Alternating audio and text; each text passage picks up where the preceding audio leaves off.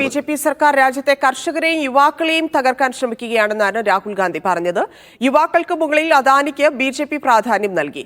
ഏകലവ്യന്റെ പെരുവിരൽ മുറിച്ചെടുത്തതുപോലെയാണ് ഇന്നത്തെ ചെറുപ്പക്കാരുടെ അവസ്ഥ. അദാനിക്ക് കരാറുകൾ നൽകി രാജ്യത്തെ യുവാക്കളുടെ വിരലുകൾ മുറിക്കുകയാണെന്നും രാഹുൽ ഗാന്ധി കുറ്റപ്പെടുത്തി. जैसे ही एकलव्य का जैसे द्रोणाचार्य जी ने एकलव्य का अंगूठा काटा, वैसे ही आप हिंदुस्तान के युवाओं का, जैसे ही एकलव्य का अंगूठा काटा गया, वैसे ही आप हिंदुस्तान के युवाओं का सबका अंगूठा काटते हो. जब आप अदानी जी को धारावी देते हो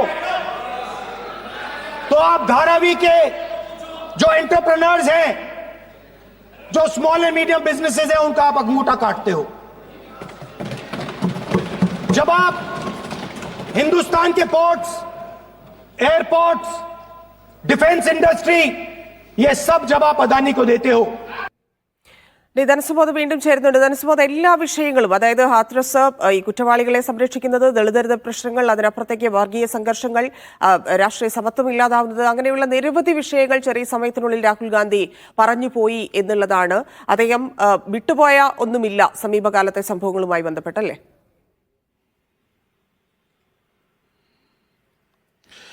ധന്യ, ഒരു കാര്യം ശ്രദ്ധിക്കണം. അദ്ദേഹം സംസാരിച്ചപ്പോൾ അദ്ദേഹം ഉപയോഗിച്ച സിമ്പലാണ് നമ്മൾ ഏറ്റവും ശ്രദ്ധേയമായിട്ടുള്ളത്. കാര്യം സാധാരണ നേരത്തെ ധന്യ ചൂണ്ടിക്കാട്ടിയതുപോലെ തന്നെ എല്ലാ സ്ഥലത്തും ഭരണഘടനയുടെ ഒരു ചെറു പതിപ്പ് ഉയർത്തിപ്പിടിച്ചുകൊണ്ടാണ് അദ്ദേഹം സംസാരിച്ചത്.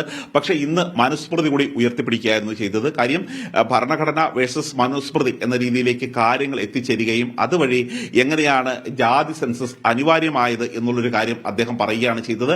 മാത്രമല്ല, അദ്ദേഹത്തിന്റെ കൈവിരൽ ഉയർത്തിപ്പിടിച്ചു കഴിഞ്ഞപ്പോഴും അത് നമുക്ക് ശ്രദ്ധേയമാണ്. ഈ പെരുവിരൽ ഉള്ളിലേക്കാക്കിക്കൊണ്ട് ഈ 4 വിരൽ മാത്രം കാണിച്ചുകൊണ്ടാണ് അദ്ദേഹം സംസാരിച്ചത്. അതായത് ഇന്ത്യയിലെ ചെറുപ്പക്കാരുടെ ഈ പെരുവിരൽ എങ്ങനെയൊക്കെയാണ് നശിപ്പിക്കുന്നത്, എങ്ങനെയൊക്കെയാണ് അദാനിക്ക് വേണ്ടി ഒരു കേന്ദ്ര സർക്കാർ വിടുപണി ചെയ്യുകയാണ് എന്നുള്ളൊരു കാര്യം തന്നെയാണ് അദ്ദേഹം കൃത്യമായി സൂചിപ്പിച്ചത്. ചെറുപ്പക്കാരുടെ അഗ്നിപഥ് പദ്ധതി പ്രഖ്യാപിച്ചതോടുകൂടി സൈന്യത്തിൽ ഒരു സ്ഥിര ജോലി ഉണ്ടായിരുന്നത് അതൊരു സ്വപ്നം മാത്രമായി മാറിയിരിക്കുകയാണ്. അങ്ങനെ ഈ കേന്ദ്ര സർക്കാരിന്റെ ഒരു നയത്തെ പൂർണ്ണമായും വിമർശിച്ചുകൊണ്ട് ഈ കർഷകർ നേരിടുന്ന ഒരു പ്രശ്നങ്ങളെക്കുറിച്ച് അദ്ദേഹം കൃത്യമായിട്ട് പറയുന്നുണ്ട്. കർഷകർക്ക് നേരിടുന്ന ലാത്തി ചാർജിനെ കുറിച്ച് കൃത്യമായി അദ്ദേഹം സൂചിപ്പിക്കുന്നുണ്ട്.